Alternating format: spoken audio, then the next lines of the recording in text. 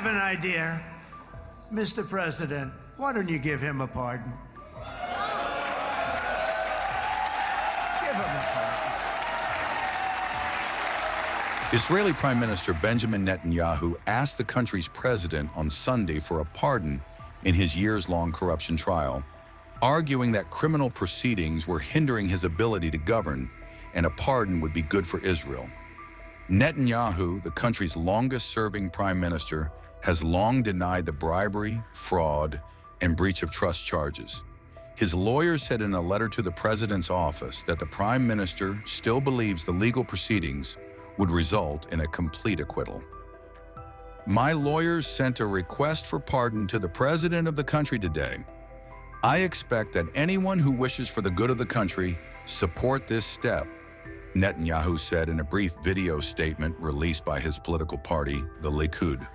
President Isaac Herzog's office announced earlier on Sunday that the request had been received, releasing the lawyer's letter. U.S. President Donald Trump wrote to Herzog earlier this month, urging him to consider granting the prime minister pardon, arguing that the case against him was a political, unjustified prosecution. Herzog's office said the request would be forwarded to the Pardons Department in the Justice Ministry, as is standard practice, to collect opinions which would be submitted to the president's legal advisor, who will formulate a recommendation for the president. Israel's Justice Minister, Yariv Levin, is a member of Netanyahu's Likud party and a close ally of the prime minister. In the letter, Netanyahu's lawyers argued that criminal proceedings against him had deepened societal divisions and that ending the trial was necessary for national reconciliation.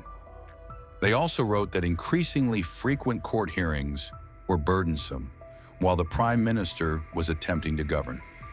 I am required to testify 3 times a week.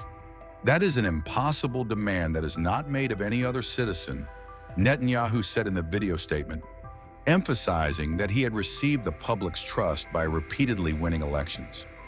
Neither the prime minister nor his lawyers made any admission of guilt. A pardon in Israel has traditionally been granted only after legal proceedings have concluded and the accused has been convicted. Netanyahu's lawyers argued that the president can intervene when public interest is at stake, as in this case with a view to healing divisions and strengthening national unity. Opposition leader Yair Lapid said Netanyahu should not be pardoned without an admission of guilt, an expression of remorse, and immediate retirement from political life. Netanyahu was indicted in 2019 in 3 separate but related cases that center around accusations that he granted favors to prominent business figures in exchange for gifts in sympathetic media coverage. The prime minister has repeatedly denied any wrongdoing. Coalition allies issued statements supporting Netanyahu's request for a pardon, including National Security Minister Itamar Ben-Gvir and Finance Minister Bezalel Smotrich. Opposition politician Yair Golan, a former deputy chief of the military, called on the prime minister to resign, urging the president not to grant a pardon.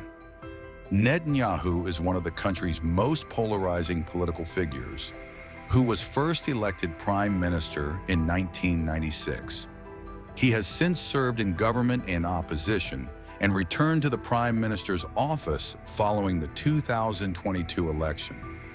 The next election is due by October 2026, and many polls indicate that his coalition, the most right-wing in Israel's history, would struggle to win enough seats to form a government. Throughout his career, Netanyahu has cultivated a reputation for prioritizing security and economic issues, but he has also been dogged by the corruption charges. He was prime minister on October 7, 2023, when Hamas launched its attack on Israel, widely regarded as the most traumatic event in the country's history and the deadliest assault on Jews since the Holocaust. Since then, he has overseen the devastating war in Gaza, which has killed tens of thousands of Palestinians and leveled much of the territory, drawing broad international criticism and condemnation. Israel has severely weakened Hamas and also Lebanese militant group Hezbollah, and this year launched a war against Iran that destroyed critical military infrastructure. October 7th, 2023. The tinderbox that Hamas lit continues to burn in the Middle East. 2 years into the deadly Gaza war, Israel and Hamas continue their offensives against each other. Most recently, a week ago, Israeli PM Netanyahu ordered the IDF to carry out powerful strikes in Gaza. It appears that the Trump-brokered ceasefire is not working, despite Trump's repeated threats to Hamas of disarming them forcefully and violently. Even with the truce failing, Israelis are holding PM Netanyahu accountable for Hamas taking Israeli hostages, while the world is cornering the Israeli Prime Minister for Gaza genocide and boycotting him during his UNGA speech. Yet, Trump has got friend Netanyahu's back unabashedly. President Trump's soft corner for Bibi is neither new nor unusual. Both leaders have never shied away from expressing fondness and showcasing strong Israel-US ties at various events.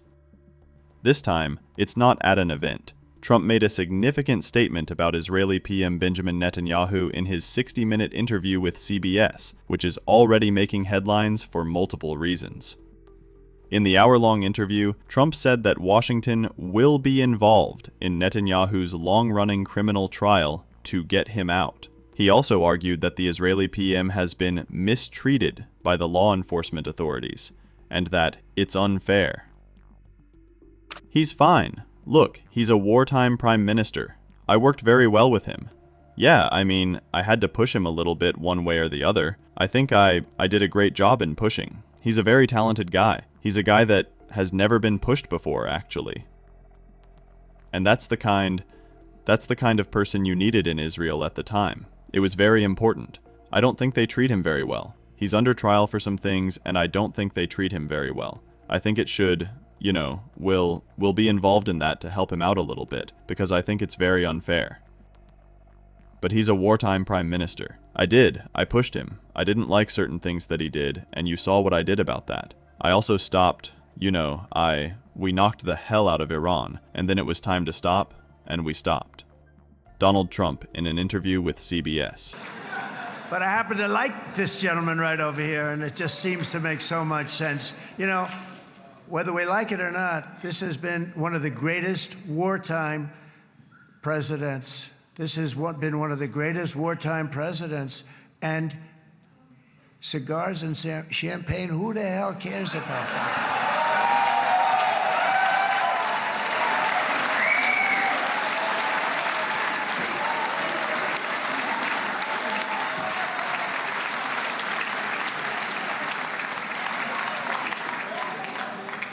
All right, enough controversy for the day, right?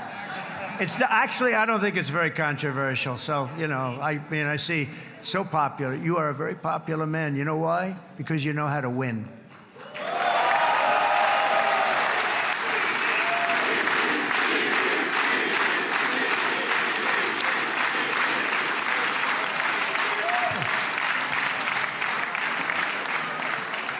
Over the past 2 years, I've met many of the families of the Israelis taken hostage and those that were taken hostage. Unbelievable. I've looked into their eyes. I've seen the worst nightmares of their suffering, but I've also seen something else, the beautiful love of the people, the love of people, frankly, that hold things together, the love that gives you the courage to carry on through thousands of years of persecution and repression, and to emerge with the heart of David.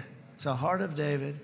It's that love that's defeated the enemies of civilization, built this incredible country and this unbelievable economy, and forged one of the great democracies of the world.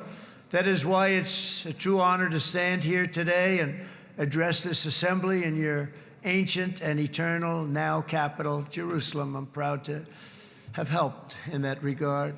This city and this nation stand as living proof that a much brighter future for this entire region is truly within our grasp. For thousands of years, Jerusalem has been a home to Christians, Jews, Muslims, and people of all ethnicities and creeds. This is the holy center of the world's three great Abrahamic faiths. I like that too. Adorned, it's the first time I've seen that word in a while. Adorned with their sacred sites and alive with their pilgrims and visitors from every corner of the globe. But here between the Western Wall, the Temple Mount, and the hill called Calvary, people of every faith and background live, work, pray, serve, and raise their families side by side, and they do it with love. This example is just one of the modern miracles that Israel has given to the world. And just in closing, the leaders in this chamber know better than anyone else the challenges of this harmony, and it's been easily won. No, it hasn't. It has not been. It's been so tough, but it has been, some say, a miracle. What you've done is a miracle. Look at your size. Look at your chances when it all started. And you know, if you think about it, you are safer today, stronger today, and more respected today than at any time in the history of Israel. Think of it.